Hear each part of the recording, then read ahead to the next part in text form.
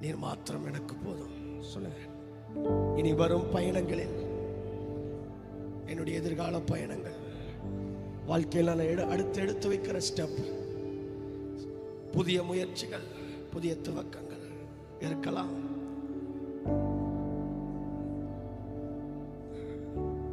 இல்ல, எரிகிற அக்கினி சூளையின் நடுவில் நீங்கள் இருக்கலாம்.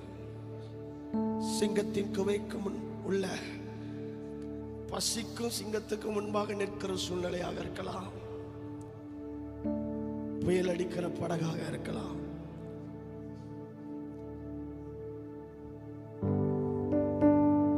Just say, நீ மாத்திரம் போதும்.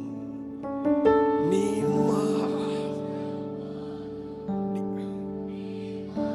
Lord, you alone is enough for me.